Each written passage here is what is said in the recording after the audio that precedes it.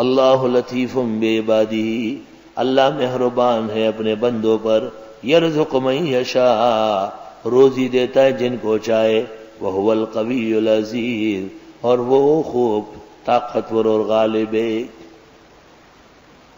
سید الطائفہ شیخ و مشائخ دیوبند حضرت حاجی امداد اللہ مہاجر مکی رحمت اللہ علیہ فرماتے تھے کہ یہ آیت اگر فجر کی نماز کے بعد اسی قاعدے پر بیٹھ کر نشست نہ بدلے، 70 مرتبہ ہاتھ کے پوروں سے پڑی جائے بلا ناغہ، کبھی بھی ناغہ نہیں ہوگا، تو اللہ کبھی بھی رزق کی تنگی نہیں دکھائے گا۔ وَهُوَ مُجَرَّبٌ وَمُشَاهَدٌ، الحمدللہ، بالکل پکا مجرب ہے۔ اور باتوں کی بھی نیت کی جا سکتی ہے۔ من کان یرید حرث الآخرہ، جو چاہتا ہو آخرت کی کھیتی، نزد لہو فی حرثہ، ہم بڑھا دیں گے اس کی کھیتی میں۔ ومن کان یرید حرث الدنیا نؤتیہ منہا، اور جو چاہتا ہو دنیا کی کھیتی اس کو اس میں سے دے دیں گے۔ آخرت کے لیے کا نزد اور اس کو کا نوت وہ دے دیں گے۔ وما لہ فی الآخرۃ من نصیب، ان کا آخرت میں حصہ نہیں ہوگا۔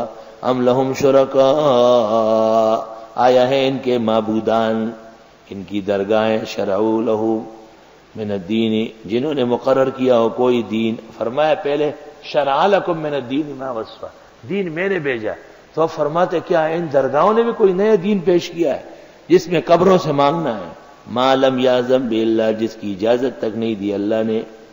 ولولا کلمۃ الفصل، اور اگر دو ٹوک فیصلہ نہ ہوتا، لقضی بینہم، فیصلہ ہوا ہوتا ان کا۔ وہ دو ٹوک فیصلہ یہ کہ پوری سزا یا جزا آخرت میں ہوگی۔ وَإِنَّ الظَّالِمِينَ لَهُمْ عَذَابٌ أَلِيمٌ، اور بے شک ظالموں کے لیے عذاب ہوگا دردناک۔ تَرَى الظَّالِمِينَ مُشْفِقِينَ، آپ دیکھتے ہیں ظالموں کو کہ وہ ڈر رہے ہیں، مما کسبوا، اپنے کیے سے، وَهُوَ وَاقِعٌ بِهِمْ، وہ آن پڑے گی ان پر۔ مطلب یہ ہے کہ ظالم لوگ قیامت کو دیکھ کر کے سمجھ لیں گے کہ ہم کو اب سزا مل رہی۔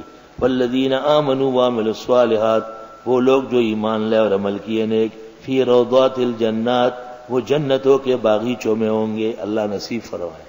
لہم ما یشاءون عند ربہم، ان کے لیے جو یہ چاہیں گے رب کے حضور، ذالک هو الفضل الکبیر، یہ بہت بڑا فضل ہوگا۔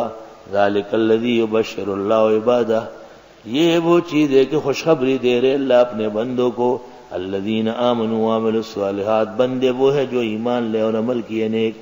قل لا اسألکم علیہ اجرا، آپ فرمائیے میں نہیں مانگتا تم سے اس پر کوئی مزدوری، الا المودۃ فی القربى، مگر یہ کہ محبت ہو رشتے ناطے کی۔ مطلب یہ کہ اے لوگو، میں جو دعوت اللہ کرتا ہوں تم سے کچھ مانگتا تو نہیں، آخر میں بھی مکہ کا رہنے والا ہوں، قریش ہوں، ہاشمی ہوں، عدنانی ہوں، میرے بڑے کعبے کے متولی رہے ہیں، میری بات تو سنو، مجھے بولنے کیوں نہیں دیتے؟